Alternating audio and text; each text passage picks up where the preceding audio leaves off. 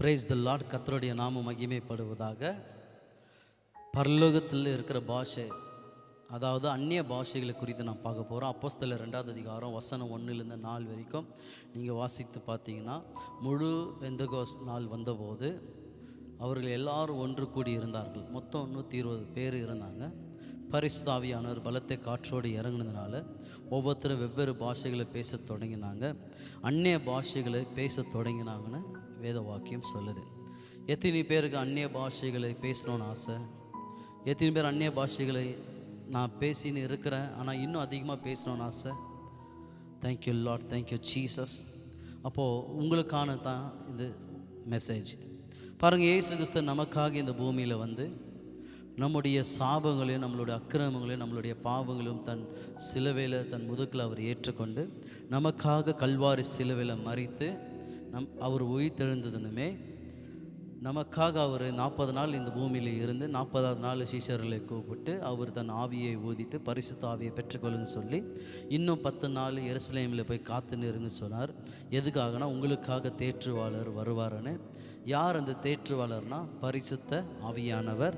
அப்போ இயேசு கிறிஸ்து யாரை கொடுக்கணும்னு விருப்பப்படுகிறார்னா பரிசுத்த ஆவியானவர்.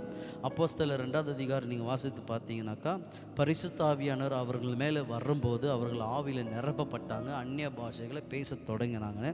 அப்போஸ்தலர் 10ஆம் அதிகாரத்தில் 44ஆவது வசனத்துலேருந்து 48ஆவது வசனத்தில் நீங்கள் பார்த்தீங்கன்னா, பேதுரு கொர்நேலியு வீட்டுக்குள்ளே போய் அவர் பிரசங்கம் பண்ணும்போது, அவர் பிரசங்கம் பண்ணின்னு இருக்கும்போது பரிசுத்த ஆவியானவர் இறங்கி அங்கே உட்காந்து வார்த்தை கேட்டவங்க ஒவ்வொருத்தரும் மேலேயும் ஆவியான நிரப்பி ஒவ்வொருத்தரும் வெவ்வேறு பாஷைகளையும் பேச தொடங்கினாங்களாம். அப்போது புறஜாதியர்களும் அந்நிய பாஷைகளை பேசினாங்களாம். அப்போ ஆண்டவர் இயேசு கிறிஸ்து அந்நிய பாஷைகளை யாருக்கு கொடுக்குறாருன்னா, அவரை ஏற்றுக்கொண்டவங்களுக்கு தான் அந்நிய பாஷை. இன்றைக்கி நிறைய திரு சபைகளுக்குள்ளே பார்க்குறேன், சரியாக சர்ச்சுக்கு வர மாட்டாங்க, ஞானஸ்தானமும் எடுத்திருக்க மாட்டாங்க, அந்நிய பாஷை பேசுவாங்க. அப்படி பேசவே முடியாதுங்க. அந்நிய பாஷை யார் பேச முடியும்னா, நம்ம ஆண்டவராகிய இயேசு கிறிஸ்து சொந்த இரட்சகரை ஏற்றுக்கொண்டு ஞானஸ்தானம் எடுத்து அப்போ ஆவியை அவங்க பெற்றுக்கொள்வாங்க, பரிசுத்த ஆவியை. அப்போ ஆவியானவர்கிட்ட அவங்க கேட்டு பெற்றுக்கொள்ளணும். நான் தாகமாக இருக்கிற ஆவியானவரே எனக்கு அந்த பாஷைகளை கொடுன்னு. அப்போது ஆவியானவர் தன் வார்த்தைகளை கொடுத்து அவர் பேச வைப்பார். இதுதான் அந்நிய பாஷை. இன்றைக்கி எல்லாருமே ஞானஸ்தானம் எடுக்காதவங்களே அந்நிய பாஷை பேசுகிறாங்கன்னா அது அந்நிய பாஷை கிடையாது. It's a evil tongue. அது பிசாசின் மொழி, அது பிசாசின் பாஷை. அதுதான் பாருங்கள், பழைய ஏற்பாடில் பரிசுத்த ஆவியானவர் வருவார், அவங்களை நிரப்புவார், அற்புதங்களை செய்வார், மறுபடியும் பரலோகத்தை ஏறி போயிடுவார். ஏன்னா ஆதாம் ஏவல் பாவம் செய்ததுனால இந்த மனுக்குலமும் சரிக்கு பாவத்தில் விழுந்ததுனால, சாபத்தில் விழுந்ததுனால, அப்போ அதிலிருந்து வந்த எல்லாருமே பாவத்தில் எல்லாருமே பிறந்ததுனால தேவனுடைய மகிமையை அற்று போனார்கள்னு வசனமும் சொல்லுது.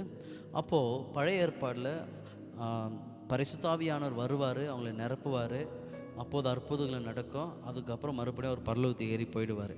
ஏன்னா பழைய ஏற்பாடில் அந்த நாட்களில் இயேசுவை அந்த இடத்துல கொடுக்கப்படலை. இயேசு வந்து அந்த இடத்துல அவர் மரிக்கலை, அவர்களுக்காக அவர் உயிர்த்தெழலை பழைய ஏற்பாடில் அந்த நாட்களில். அதனால தான் ஆவியானவர் அவர்களுக்குள்ளே வரலை. ஏன்னா பாவத்தின் சம்பளம் மரணம், பாவம் மனுஷர்களுக்குள்ளே சூழ்ந்து கொண்டு இருந்தனால ஆவியானவர் அவர்களுக்குள்ளே வரலை.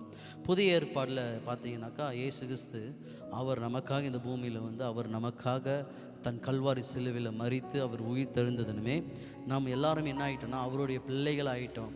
இதுக்கு முன்னாடி இயேசு அப்பா ஊழியம் செய்யும் போது சீஷர்களை பார்த்து என்னுடைய சீடர்கள், என்னுடைய சீஷர்கள் அப்படின்லாம் சொல்லி வந்தார். எப்போ இயேசு கிறிஸ்து மரித்து உயிரோடு வந்ததுனுமே சீஷர்களை பார்த்து அவர் சொல்கிறாரு, என் பிள்ளைகளே. அப்படின்னா பிள்ளைகள் அப்படின்னு நம்மளை கூப்பிட்றாருனாக்கா நம்மளுக்கு ஒரு தகப்பன் கொடுக்கப்பட்டது. அந்த தகப்பன் யாருன்னா இயேசு கிறிஸ்து. நம்ம இயேசு கிறிஸ்துக்கிட்ட நம்ம பெற்றுக்கொண்டு, அப்பா நீ தான் எனக்கு எல்லாமே, நீ தான் என்னுடைய தகப்பன் சொல்லி அவர் நாமத்தில் நம்ம கேட்டால் அந்த பாஷைகள் அவர் நமக்கு கொடுக்குற சர்வ வல்லவராக இருக்கிறார். அந்நிய பாஷை என்பது ஒரு ஆவிக்குரிய மொழி. இது யாருக்கு கொடுக்கப்பட்டதுன்னா, கர்த்தருடைய பிள்ளைகளுக்கு. சும்மா இருக்கிறவங்களுக்கு இது கொடுக்கப்படலை. இயேசு நம்ம ஆண்டவராகிய இயேசு கிறிஸ்து ஏற்றுக்கொண்டதுமே ஞானஸ்தானம் எடுத்தவர்களுக்கு தான் இந்த பாஷை கொடுக்கப்பட்டு இருக்குது. அப்போ ஞானஸ்தானம் எடுக்காதவங்க பேசுகிறாங்கன்னா கிடையாது, அது அந்நிய பாஷைகளும் கிடையாது. பழைய ஏற்பாடில் யாரும் அந்நிய பாஷைகளை பேசாதனால தேவனோடு அவர்கள் நெருக்கமாக இல்லை.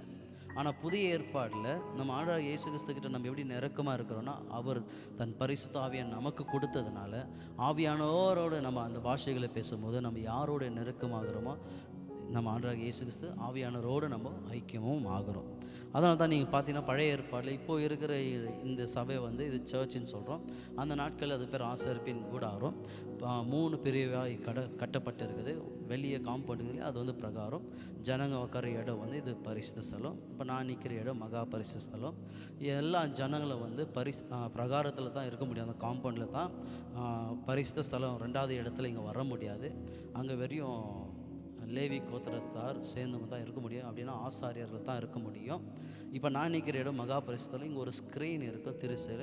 அப்போது இது எதுக்காகனா யாரையும் உள்ளே வர முடியாது. ஏன்னா அந்த ஸ்க்ரீனுக்கு உள்ளே தான் ஒரு கிருபாசனம் இருக்கிறதுனால அந்த தேவன் அங்கே வீட்டு இருக்குது. ஏன்னா உடன்படிக்கை பெட்டிக்கு மேலே இருக்கிற மூடி பேர் தான் கிருபாசனம். அது மேலே தேவன் வீட்டு இருக்கிறதுனால வருஷத்தில் ஒரு தடவை தான் பிரதான ஆசாரியர் ஐ பிரிஸ்ட் வருவார். அங்கே பலியிட்டு அந்த ரத்தத்தை கொண்டு வந்து இங்கே ரத்தத்தை தெளிச்சுட்டு அப்போ தான் ஆண்டவர் வந்து அந்த வாக்குத்தத்தங்களை அவர் பெற்றுக்கொண்டு அவங்க போய் ஜனங்களுக்கு சொல்லுவார். அப்போது அவங்க வர்றதுக்கு எது தடையாக இருக்குதுன்னா ஒரு திருச்சேலை அப்படின்னா ஒரு ஸ்க்ரீன் இருக்கிறதுனால தான் அவங்களுக்கு தடையாக இருந்துச்சு. தேவனுடைய நெருக்கமாக இல்லை. ஆனால் இயேசு கிறிஸ்து கொல்கதா மலையில் அவர் தன் சிலுவையில் அவர் மறைக்கும் போது இந்த தேவாலயத்தில் இருந்த அந்த திருச்சிலை வந்து 2ஆக கிழிக்கப்பட்டது. எதுக்காகனா இனி என்னுடைய பிள்ளைகளுக்கு எனக்கும் இடர்கள் எதுவுமே இருக்கக்கூடாது சொல்லி இயேசு கிறிஸ்து என்ன பண்ணார், இனி நானும் என் பிள்ளைங்க ஒன்றா இருக்குன்னு சொல்லி அந்த ஸ்க்ரீனை அவர் கிழிச்சிட்டார். அப்போ இதுக்கு என்ன அர்த்தம்னாக்கா ஒரே ஒரு விஷயத்தை தான் நான் சொல்ல வரேன். உனக்கும் தேவனுக்கும் நடுவில் எந்த மதில்களும் தேவன் வைக்க வேண்டான்றாரு. எதுவுமே நீ கொண்டு வராத. நீங்கள் அந்நிய பாஷைகளை பேசும்போது உங்களுக்கும் தேவனுக்கும் ஒரு ஐக்கியம், ஒரு ஃபெலோஷிப் உண்டாகும். நீங்கள் அந்நிய பாஷைகளை பேசுறதுல ஒரு வல்லமை இருக்குது. எப்படின்னாக்கா நிறைய பேர் வேதத்தை வாசிக்க முடியல. வீட்டில் பைபிள் திறந்தாக்கா தூக்கம் வரும். சபைக்கு போகலான்னு நினைப்பாங்க, ஆனால் போக முடியாது. வேணாம் விடு, நம்ம அடுத்த வாரம் பார்த்துக்கலான்னு விட்டுருவாங்க. நிறைய பேர் வந்து பார்த்திங்கனாக்கா ரொம்ப கவலையோடு இருப்பாங்க, வேதனையோடு இருப்பாங்க. அவங்க லைஃப்பில் ஃபுல்லாக ட்ரைனஸாக இருக்கும். ஐயோ என்ன பண்ணுற ஏது பண்ண ஒன்றுமே தெரியாமல் உட்காந்து இருப்பாங்க. இதுக்கெல்லாம் காரணம் என்னென்னா மனுஷனுக்குள்ளே இருக்கிற ஆவி எப்படி இருக்குதுன்னா சார்ஜ் இல்லாமல் இருக்குது. இப்போ எப்படி மொபைல் ஃபோனில் வந்து சார்ஜ் இல்லையோ அதுக்கு நம்ம சார்ஜ் போட்டு மறுபடியும் யூஸ் பண்ணுறோமோ அதே போல் தான் நம்ம ஆவிக்குள்ளே என்ன இல்லைன்னா சார்ஜ் இல்லை. நம்ம ஸ்பிரிட் வந்து சார்ஜ் ஆகலை.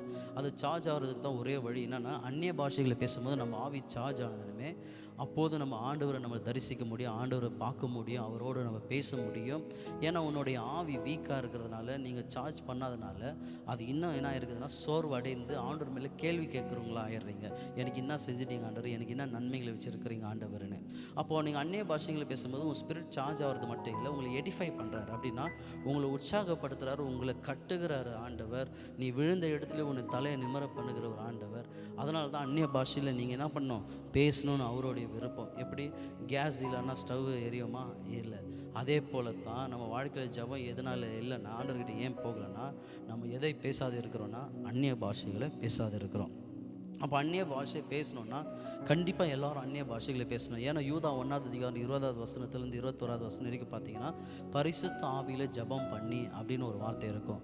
அப்படின்னா நம்ம அந்நிய பாஷைகளை இப்போ நான் வந்து அந்நிய பாஷைகளை பேசுகிறேன்னா இதை கேட்குற உங்களுக்கு வந்து உங்கள் ஸ்பிரிட் வந்து ஸ்ட்ரென்த் ஆகாது, சார்ஜ் ஆகாது, எடிஃபை ஆகாது, உற்சாகம் ஆகாது. ஏன்னா பேசுகிற நான் எனக்கு தான் ஆகும் தவிர உங்களுக்கு அது நடக்காது. அதனால தான் ஆண்டவர் சொல்கிற நீங்களும் ஆவியில் என்ன பண்ணணும், நிரப்பப்படணும்னு சொல்லி. அப்போது நீங்கள் ஆவியில் நிரப்பப்பட்டீங்கன்னா உங்களுடைய ஆவி சார்ஜ் ஆகுது, உங்களுடைய ஆவி வந்து எடிஃபை ஆகுது, உங்களுக்குள்ளே உங்கள் வாழ்க்கை கட்டப்படுது.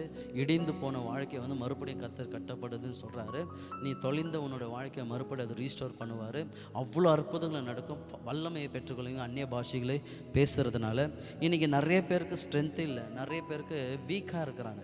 அதனால தான் வீக்காக இருக்கிற கிறிஸ்தவங்க என்ன பண்ணுறாங்கன்னா ஆண்டவரை கேள்வி கேட்குறாங்க, எனக்கு என்ன செஞ்சிட்டீங்க ஆண்டவர் அப்படின்னு சொல்லி. பாருங்கள், அந்நிய பாஷைகளை பேசாதவங்க ஸ்பிரிச்சுவல் பேபின்னு ஆண்டவர் சொல்கிறார்.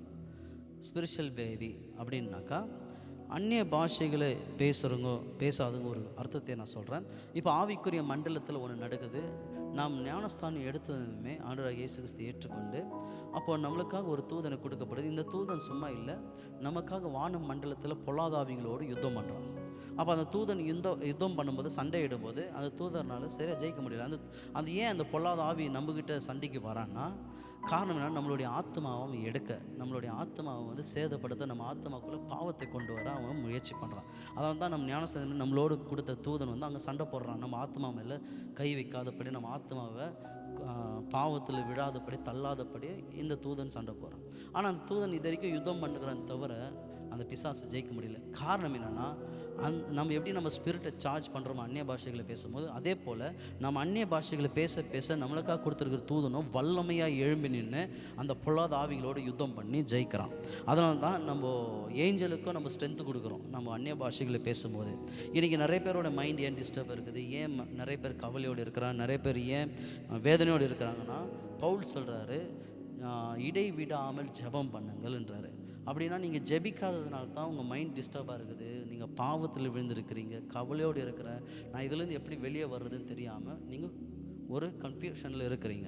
அப்போ அந்நிய பாஷைகளை பேசி தான் நடக்குன்னா உங்களை கட்டப்படுது, மறுபடியும் கர்த்தர் எழுப்புறார், மறுபடியும் உங்களை உற்சாகப்படுத்துகிறார் கர்த்தர். இப்போ அந்நிய பாஷைகளை பேச பேச என்ன நடக்குன்னா, உங்கள் ஸ்பிரிட்டு சார்ஜ் ஆயிடுச்சுன்னு வச்சுக்கோங்க, பவர், அது ஆவியானவருடைய பவர் உள்ளே வந்துருச்சுனாக்கா உன்னால் மற்றவர்களுக்கு தீர்க்கதரிசனம் சொல்ல முடியும். எப்படின்னா, வியாதிப்பட்டவர்கள் மேலே நீங்கள் கை வச்சு ஜெபிக்கும் போது அவர்கள் சுகமாவாங்க. உங்கள் நிமித்தமாக அநேக அற்புதங்கள் நடக்கும், அவங்களுக்கு விடுதலை நடக்கும். எதனாலனா உங்கள் ஸ்பிரிட் சார்ஜ் ஆகணும். அது எப்படி சார்ஜ் பண்ணுறதுன்னா, நீங்கள் அந்நிய பாஷைகளை பேச பேச பேச அது சார்ஜ் ஆகுதுன்னு சொல்கிறேன். பாருங்கள், அந்நிய பாஷைகளை பேசும்போது உங்களுக்கு வெளிப்பாடுகளை கிடைக்குது. இப்போ ரோமர் 8:26 நீங்கள் பார்த்தீங்கன்னா, உங்கள் பலவீனங்கள் ஆவியானவர் என்ன பண்ணுறாரு, ஜெபம் பண்ணுறார். நமக்காக யார் ஜெபம் பண்ணுறது, பரிசுத்த ஆவியானவர். பாருங்கள், இப்போ நான் அந்நிய பாஷைகள் ரொம்ப நேரம் நான் ஜெபம் பண்ணுறேன், ஒரு நாளைக்கு 3 hours நான் ஜெபம் பண்ணுறேன்னா என்னுடைய ஸ்பிரிட் என்னாச்சுன்னா பரிசுத்த ஆவியோட வல்லமை அதிகமாக பெற்றுக்கொண்டுச்சு.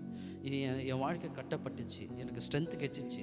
அப்போ நைட்டை தூங்கும் போது என்ன நடக்குதுன்னா, என்னுடைய ஆவி வெளியே வருது, என் உடம்பு விட்டு வெளியே வந்தோமே அது எங்கே போகுதுன்னா ஆவிக்குரிய உலகத்துக்கு போகுது. இந்த ஆவிக்குரிய உலகம் இங்கிலீஷில் வந்து ஸ்பிரிச்சுவல் வேர்ல்டுன்னு சொல்லுவோம்.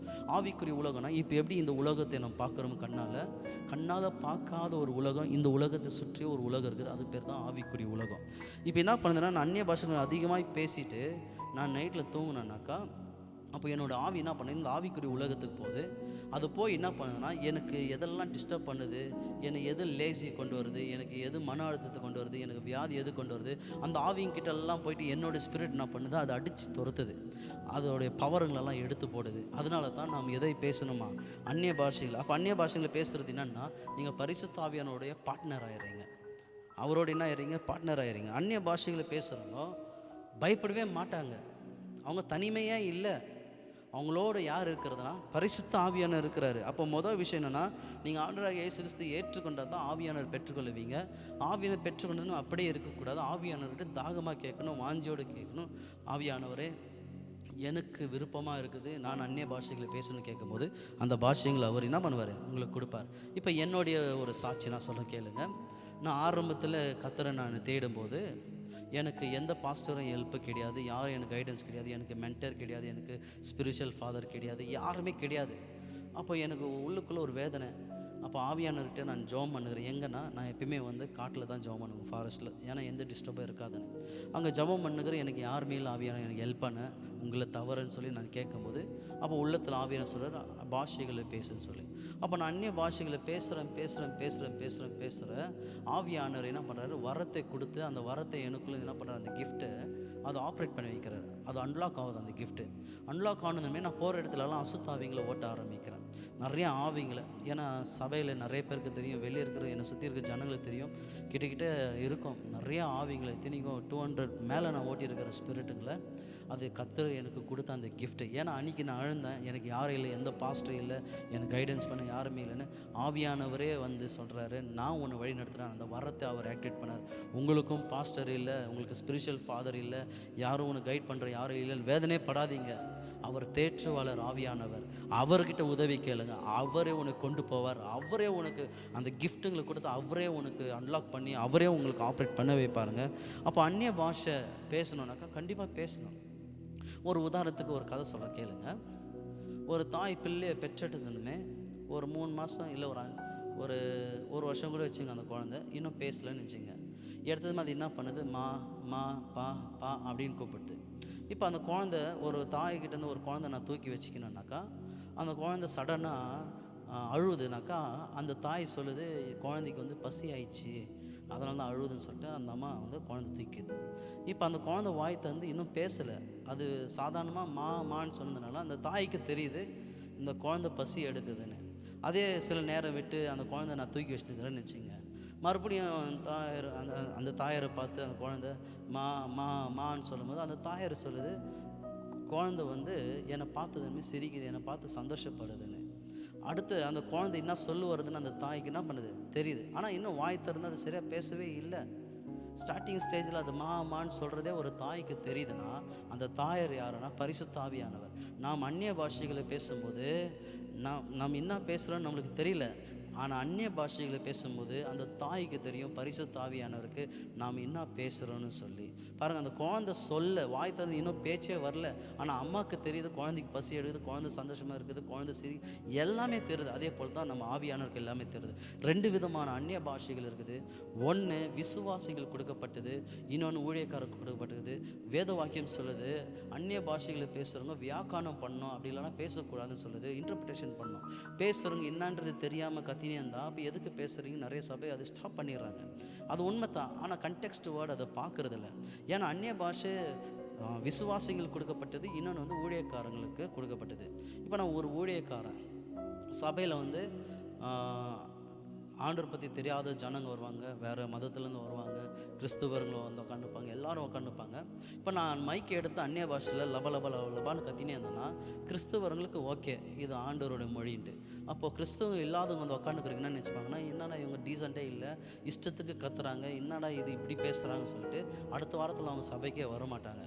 அது உண்மை தான். அப்போ ஏன் அப்படின்னாக்கா அந்நிய பாஷையில் அர்த்தம் தெரியாமல் என்ன பண்ணக்கூடாது, ஊழியக்காரர் தான் பேசக்கூடாது. அர்த்தம் தெரிஞ்சால் தான் மைக்கு போச்சுன்னா அந்நிய பாஷைகளை பேசணும். பேசும்போது அந்த அர்த்தத்தை சொல்லணும். இன்றைக்கி நிறைய ஊழியக்காரங்க அர்த்தமே தெரியாது, ஆனால் சபைக்குள்ளே மைக் எடுத்துக்கின்னு லபலபான்னு கத்துவாங்க. ஆனால் நிறைய பேருக்கு அது டீசெண்டாகவே இருக்காது, அன்டீசெண்டாக இருக்கும், அப்படியே போயிடுவாங்க வெளியே. அப்போ யார் அந்நிய பாஷைகளை பேசுகிறவங்க வியாக்கானம் சொல்லலாம், ஊழியக்காரங்க தான் சொல்லணும். அப்போ விசுவாசிங்க வியாக்கானம் பண்ண தெரியல, அவங்க என்ன பேசுகிறாங்க தெரியலன்னா அவங்களுக்கு தேவையில்லை அது. அப்போ அந்நிய பாஷைகளை அவங்க பேசும்போது அவங்களுக்கு புரியாது, ஆனால் அந்த தாய்க்கு புரியும். அதுதான் பரிசுத்த ஆவியான அவருக்கு எல்லாமே தெரியும். என் பிள்ளைங்க எதுக்காக இது கதறி கொண்டு இருக்குது, எதுக்கு என்ன பேசின்னு இருக்குது, எதுக்காக நோக்கி எனக்கு கேட்டுக்கொண்டு இருக்குதுன்னு அந்த ஆவியானவருக்கு தெரியும். அந்த பிள்ளைங்க பேசணும். அதனால தான் விசுவாசியாக இருக்கிற நீங்கள் அந்நிய பாஷைகளை பேசுகிறது ரொம்ப அவசியமாக இருக்குது. இன்றைக்கி நிறைய கிறிஸ்தவர்களை பார்க்குறேன், 5 நிமிஷம் தான் ஜெபம் பண்ணுறது, இல்லை 10 நிமிஷம் தான் ஜெபம் பண்ணுறது. அதே சபைக்கு வந்தால் தான் சில பேர் அந்நிய பாஷைகளை பேசுகிறது. அப்படி பேசுகிறதுனால எந்த பவரும் இல்லை, உங்கள் வாழ்க்கையில் எந்த வெற்றியும் இல்லை, எத்தனையோ சோதனைகள் உன்னால் ஜெயிக்க முடியல, வியாதிகளை ஜெயிக்க முடியல. அதனால தான் இன்றைக்கி இப்படிப்பட்ட இருக்கிற ஜனங்க என்ன பண்ணுறாங்கன்னா ஒரு ஊழியக்காரர்கிட்ட ஓடுறது குறி கேட்குற மாதிரி இன்றைக்கி அப்படி ஆகி போயிடுச்சு. காரணம் என்னென்னா நீங்கள் அந்நிய பாஷைகளை பேசுகிறது கிடையாது. அதை பேசியிருந்தீங்கன்னா ஆவியானவர் உங்களுக்கு கற்றுக் கொடுப்பார். அதனால தான் மற்றவங்களை நம்ம ஈஸியாக ஜட்ஜ் பண்ணிடுறோம். இவன் சரியில்லை, அவங்க சரியில்லை, இவங்க இந்த பாவம் செஞ்சாங்க, அந்த பாவம் செஞ்சாங்கன்னு நம்ம கேவலப்படுத்தினே இருக்கோம். இது பிசாசு தான் செய்வான். இன்றைக்கி நம்ம கிறிஸ்தவங்களாக இருக்கிற இன்றைக்கி அவர்கள் செய்கிறாங்க இன்றைக்கி மற்றவர்களை. அப்போ அவங்களுக்குள்ளே வேறு ஒரு ஆவி இருக்கிறதுனால தான் மற்றவங்களை ஜட்ஜ் பண்ணுறது. அதாவது ஆண்டவர் அந்நிய பாஷைகளை பேசும்போது பகுத்தறிவுகளை கொடுக்குறாரு. அந்த பகுத்தறிவு உங்களுக்குள்ளே இருந்துச்சுன்னா உண்மையாகவே இவங்க யார் எப்படியாப்பட்டங்கன்றது அதை வச்சு நீங்கள் ஜெபம் பண்ண ஆரம்பிச்சிங்க தவிர ஜட்ஜ் பண்ண மாட்டீங்க. அதனால தான் பேதுரு தவறு செய்யும்போது எல்லார் எதுலேயும் பவுல் திட்டல, தனியாக கூப்பிட்டு சொல்கிறாரு இது நீ திருத்திக்கோன்னு சொல்லி அதே இடத்துல வந்து பேதுரு திருத்திக்கிறார். அப்போ அதே போல் தான் இன்றைக்கி கர்த்தருடைய பிள்ளைங்க இப்படி தான் இருக்கணும். இன்றைக்கி ஓப்பனாக சொல்லி அவங்களை கேவலப்படுத்துகிற ஆட்களும் உண்டு. பாருங்கள், அந்நிய பாஷைகளை பேசும்போது தனிப்பட்ட திருத்தமும் இருக்குது. ஆவியானவர் என்ன செய்கிறாருன்னா உங்களை பில்ட் பண்ணுறாரு, உங்களுக்கு அந்த வல்லமை கொடுக்குறாரு. எல்லா பாவத்தையும் பிசாசங்களையும் இந்த உலகத்தின் தூசியாக இருக்கிற தீய சக்திகளையும் அதை மேற்கொள்கிற அந்த வல்லமையை கொடுக்குறாரு. உனக்கு ஸ்ட்ரென்த்து கொடுக்குறாரு, உன் ஆவியை சார்ஜ் பண்ணுறாரு. ஏன் ஆவி சார்ஜ் ஆகுது தெரியுமா? ஸ்பிரிட்டில் ஜெபம் பண்ணும்போது. ஏன்னா தேவன் ஆவியாக இருக்கிறார், ஆவியோடு தான் அவர் தொழுதுக்க முடியும், ஆவியோடு தான் அவரை பார்க்க முடியும், அவர் பேசுகிறது கேட்க முடியும், நம்ம பேசுகிறது அவரை கேட்க முடியும். அதனால தான் நம்ம அந்நிய பாஷைகள் பேசும்போது நம்ம ஸ்பிரிட் என்ன ஆகுது, சார்ஜ் ஆகுது. அதனால தான் அந்நிய பாஷைகள் நம்ம என்ன பண்ணோம், பேசியே ஆகணும். அடுத்து வந்து அந்நிய பாஷையில் இன்னும் நீங்கள் பாஷைகளை பேச ஆரம்பிச்சிட்டிங்கனாக்கா அப்போ நீங்கள் துதிக்க ஆரம்பிச்சிடுவீங்க. ஆட்டோமேட்டிக்காக நீங்கள் துதிக்கிறீங்கன்னா நீங்கள் மட்டும் துதிக்கலை, பரலோகத்தில் 24 மணி நேரமாக துதிச்சுன்னுக்கிற தூதர்களோடு சேர்ந்து நீங்களும் ஆவியில் துதிக்க ஆரம்பிச்சிடுவீங்க கர்த்தரை. அந்த மாதிரி விஷயங்களை வந்து நீங்கள் அந்நிய பாஷையில் பேசும்போது இதெல்லாம் நடக்கும். பாருங்கள், 3 மணிக்கு காத்தால எழுந்து நீங்கள் ஜெபம் பண்ணி பாருங்கள். அந்நிய பாஷைகள் அட்லீஸ்ட் ஒரு நாளைக்கு ஒரு விசுவாசி 1 hour இல்லை 2 hour பேசணும். அப்படி பேசுனீங்கனாக்கா உங்களுடைய சூழ்நிலை எல்லாத்தையும் மாற்றிடுவார் ஆவியானவர். இப்போ ஒரு ஏஞ்சலை பற்றி சொல்கிறேன் கேளுங்க. ஏஞ்சலிக் டங்ஸ்ன்னு இருக்குது பைபிளில், தேவதூதர்கள் பேசுகிற பாஷை. இன்றைக்கி நிறைய பேர் பார்த்திங்கன்னா அந்த பாஷைகளை பேசுகிறது கிடையாது. ஏன்னா அந்த பாஷைகள் அவங்களுக்கு தெரியல. இப்போ ஒரு உதாரணத்துக்கு அந்நிய பாஷை நிறைய பேருக்கு தெரியாது. இப்போ நான் அந்நிய பாஷைகளை பேசுகிறதுனால தான் இதை கேட்குற ஜனங்க இது என்னான்னு கேட்டு அத்தையும் அவங்க பெற்றுக்கொள்கிறாங்க. அப்போ நான் பேசுகிறது அவங்க கேட்குறதுனால தான் அவங்களும் பேசுகிறாங்க. அதனால தான் இன்றைக்கி தேவதூதரும் பாஷை வந்து இன்றைக்கி ஊழியக்காரங்க பேசாததுனால தான் ஜனங்களும் பேசுகிறதில்ல. அதனால தான் ஏஞ்சலோட ஒரு கம்யூனிகேட் ஆக மாட்டேங்குது. ஏன்னா ஆண்டவர் டைரெக்டாக செய்ய மாட்டார். தேவதூதரை கொண்டு தேவதூதர் வந்து தன் ஊழியக்காரங்களை கொண்டு அவர் செய்கிறாரு. அப்போது ஏன் அந்த பாஷைகளை தேவதூதர் பாஷைகளை பேச முடியும் காரணம் என்னென்னா அந்த பாஷைகளை அவங்களுக்கு தெரியல. அதனால தான் நான் சபையில் அந்நிய பாஷைகளை மட்டும் இல்லை, தேவதூதர்கள் பேசுகிற பாஷைகளை நான் பேசும்போது இந்த பாஷையை அவங்க கேப்சர் பண்ணுறாங்க. இல்லை நீங்கள் அதை பெற்றுக்கொள்ளும் போது அப்போது நீங்கள் கேட்கும் போது நீங்களும் அந்த பாஷைகளை பேச தொடங்குறீங்க. அதே தூதர்களோடு நீங்கள் என்கவுண்டர் ஆகுறீங்க. தூதர்களும் உங்களோட பேச ஆரம்பிக்கிறாங்க, உங்களோட வர ஆரம்பிக்கிறாங்க. நீ எங்கே பேய் ஓட்ட போனாலும் தூதர்கள் உங்களுக்கு ஹெல்ப் பண்ணுறாங்க, எந்த இடத்துல தீர்க்க சொன்னாலும் தூதர்கள் உங்களுக்கு உதவி செய்கிறாங்க. இவ்வளோ விஷயங்களை எது மூலியமாக நடக்குதுன்னா ஏஞ்சல் மூலியமாக தான். அதனால தான் சொல்கிறேங்க, அந்நிய பாஷை ரொம்ப ரொம்ப ரொம்ப முக்கியம். அந்நிய பாஷைகளை பேசுகிறத நிறுத்தாதீங்க. இது இருந்தால் நீ எந்த ஊழியக்காரர்கிட்ட தலை கொடுக்க தேவையில்லை. யாரோடைய உதவியும் உனக்கு வேணாம், யாரோடைய கைடன்ஸும் வேணாம். உங்களுக்கு வழியை காட்டியே உங்களுக்கு தேற்றுவாளரே பரிசுத்த ஆவியானவர் மட்டும்தாங்க. உங்களுக்கு இது பிரயோஜனமாக இருந்துச்சுன்னா இந்த வீடியோ நிறைய பேருக்கு ஷேர் பண்ணுங்கள். கர்த்தர் அவங்களையும் ஆசீர்வதிப்பார். இதை ஷேர் பண்ணுற உங்களையும் கர்த்தர் ஆசீர்வதிப்பாருங்க.